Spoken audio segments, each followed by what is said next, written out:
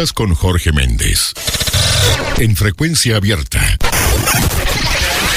Escuchando las voces de los protagonistas.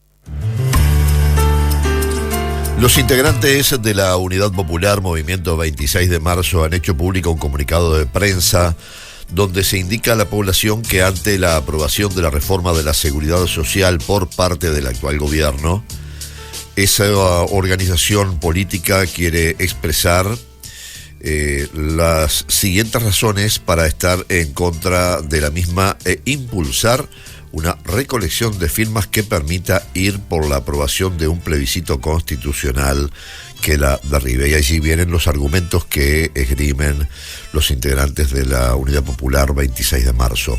Para hablar de los contenidos del resto de este comunicado, estamos en comunicación con el dirigente y vocero de la Unidad Popular, Damián Mozo. ¿Cómo te va, Damián? Buen día, gracias por atendernos. Buen día, Méndez, ¿qué tal? ¿Cómo anda? Muy bien, queriendo que ilustres a nuestros oyentes sobre los fundamentos principales que ustedes esgrimen para plantear la posibilidad de realizar este plebiscito. Bien, en primer lugar, estamos agradecidos por el contacto y por la oportunidad que usted y la radio nos brinda de hacer oír nuestra voz, y agradecemos la difusión del comunicado.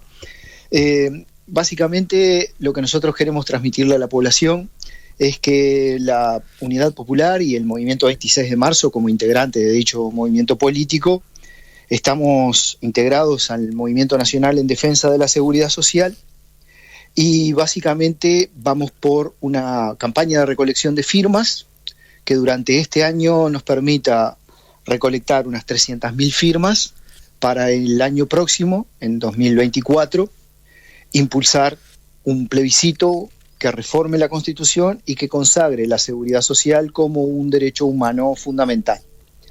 Y en esa papeleta nosotros vamos a incluir 3 puntos que consideramos esenciales, que son las razones a las que usted hacía referencia recién. En primer lugar, estamos absolutamente en contra de elevar la edad mínima jubilatoria a los 65 años, y nuestro objetivo es que vuelva a ser a los 60 años como era hasta ahora. En segundo lugar, vamos por la derogación y eliminación completa de las AFAPs, porque creemos que las AFAPs constituyen, más que la solución al problema de la seguridad social y el de financiamiento del EPS, constituyen más bien su causa. Y en tercer lugar, y como último punto, vamos por un aumento sustancial de las jubilaciones mínimas para que, como lo decimos en el comunicado, las personas al jubilarse, que cobran una jubilación bajísima, dejen de apenas subsistir para poder llevar una vida digna, por lo menos en ese tramo final de la existencia de todos nosotros. Esos serían básicamente los 3 puntos que nosotros vamos a incluir en esa papeleta para la que le vamos a estar pidiendo la firma a la gente ya prontamente. Pensamos estar en la calle, para que usted tenga una idea, Méndez, en el mes de agosto, o sea que ya estamos casi ahí. La papeleta está prácticamente pronta. Tuvimos algunas dificultades iniciales para conseguir abogados constitucionalistas que nos ayudaran a redactarla, porque, como usted sabe, las cuestiones jurídicas son muy técnicas y muy precisas, y nosotros no contábamos con los fundamentos jurídicos que se requieren para una cuestión tan técnica, digamos, tan difícil, ¿no? Entonces ahora sí lo logramos. ¿Cómo tienen planificado el levantamiento de firmas? ¿En base a qué estrategia? La estrategia es muy simple: estar en la calle, dialogar con las personas, compartir con nuestros conciudadanos la necesidad de poner una reflexión, un momento de pienso sobre esta cuestión de la seguridad social, porque creemos que justamente es una de los aspectos de la realidad en las que nos jugamos muchísimas cosas, ¿no? Usted fíjese que, por ejemplo, para poner un ejemplo concreto de esto, ¿no?, nosotros lamentamos profundamente el fallecimiento en el día de ayer de un trabajador de la construcción que, como usted sabe, murió trabajando en un accidente laboral. Este trabajador tenía 62 años. Nosotros pensamos que es absolutamente inviable que un trabajador de la construcción a esa edad todavía esté trabajando en una obra, y lamentablemente es una de las cosas que se va a dar cada vez más con la aprobación de esta reforma de la seguridad social. Nos vamos a jubilar más viejos y en peores condiciones, porque en realidad cualquier leve aumento que tengamos en nuestras jubilaciones lo estamos pagando nosotros mismos al aportar 5 años más. Entonces, nos parece absolutamente injusto e inadecuado que una persona tenga que trabajar 5 años más para poderse jubilar. Para un legislador, levantar la mano desde su banca, apoyando aumentar la edad jubilatoria es muy fácil, pero para un trabajador que hace fuerza, un trabajador que se desgasta física y emocionalmente, 5 años más a partir de los 60 años es mucho tiempo, es muchísimo tiempo. Entonces vamos a intentar que la gente tome conciencia de esto y nos apoye por lo menos con la firma. Después veremos si logramos conseguir la mitad más 1 de los votos. Eso se verá después. En una primera etapa tenemos primero que conseguir las firmas. Y la idea nuestra es estar en la calle, conversar con la gente, dialogar, informar, porque todavía, aunque parezca mentira, hay mucha gente desinformada con respecto a esto. Y esa tarea de convencimiento la tenemos que realizar en contacto directo con las personas. No tenemos otra opción. ¿El plebiscito lo proponen junto con las elecciones nacionales, por ejemplo? Sí, Méndez, el plebiscito lo proponemos junto con las elecciones nacionales, como ya se ha hecho en otras oportunidades con otras temáticas que usted recordará, el tema de la ley de riego, aquel plebiscito por las empresas públicas que hubo, en fin, ha habido diversas instancias en las que se ha promovido esta cuestión de un plebiscito simultáneamente con las elecciones nacionales. Me acuerdo también que hubo uno sobre la posibilidad de que los uruguayos que vivan en el exterior pudieran votar. Ha habido distintas instancias, algunas exitosas y otras no. Ojalá que en estas nos vaya bien, porque pensamos que la inmensa mayoría de los trabajadores se va a ver perjudicado con esta actual reforma de la seguridad social. Bien, Damián, en lo que tiene que ver con la edad de jubilación, ¿no piensan que pueda haber una alternativa que, según el tipo de actividad que se realiza por parte del trabajador, sea la edad límite para el tema de la jubilación? Porque, a ver, pones el ejemplo de este hombre trabajando en la construcción con 62 años, pero muchas veces también, por un lado, el desgaste y hasta el riesgo de vida que puede existir en algún tipo de tareas no es lo mismo que otros, y a su vez también la gente cada vez vive más años, y de repente una persona con 60 años se siente útil todavía y con ganas de seguir trabajando. ¿No manejan una alternativa en ese sentido? Ya hay actividades que están, en el BPS se les llama actividades bonificadas. Sí. En las actividades en las que usted a determinada cantidad de años se le otorga un año más. Sí. ¿Pasa en el caso de la construcción, que no lo sé? Claro, hay muchas actividades que están bonificadas. Cuando usted va al BPS, hay un listado de actividades que el BPS ya tiene bonificadas. Nosotros lo que consideramos es que lo que pretendemos hacer no obliga a nadie a jubilarse. Si la persona quiere seguir trabajando y quiere seguir activa después de determinada edad, lo hará bajo su responsabilidad y su libre albedrío. Nosotros no vamos a obligar a nadie a que se jubile si no quiere hacerlo, salvo que llegue a una edad en la que ya les sea imposible realizar la tarea.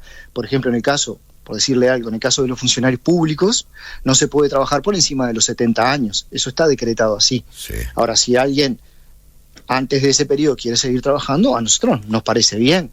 Lo que nos parece mal es que se nos obligue a trabajar hasta los 65 sí o sí. Por supuesto que entendemos que hay actividades que pueden tener más desgaste. También habría que ver qué entendemos por desgaste y a qué tipo de desgaste nos referimos, porque hay actividades que son muy desgastantes desde el punto de vista físico y otras son desgastantes desde el punto de vista psicológico o mental, ¿no? Nosotros no nos negamos a esa posibilidad. ¿Cómo es en el caso de la construcción? El tema justamente de las edades. Eso, la verdad que no sabría contestárselo. Habría que preguntarlo a alguien, tal vez integrante del ZUNCA. No sé cuál es el convenio específico que tiene la construcción. Tengo entendido que quedan por fuera de este proyecto. Bien. Pero no lo tengo claro, habría que hablarlo con alguien de Zunca. Bien, otra pregunta que te quería hacer. El tema de las AFAPs. ¿Por qué consideran ustedes que, en definitiva, teniendo en cuenta que han pasado gobiernos de partidos antagónicos, como por ejemplo el Partido Nacional ahora en la coalición y anteriormente el Frente Amplio y más atrás el Partido Colorado, el tema de las AFAP no ha sido modificado. Bueno, ahí yo tendría una pequeña diferencia con lo que usted manifiesta, porque en realidad para nosotros como 26 y como Unidad Popular, los partidos que han pasado por el poder en el Uruguay no han sido antagónicos. Nosotros más bien creemos que, salvo algunas sutiles diferencias, básicamente responden al mismo modelo. No creemos, ahí tenemos una pequeña diferencia en la pregunta. O sea, que ustedes piensan que son más de lo mismo, colorados, blancos y frente amplistas.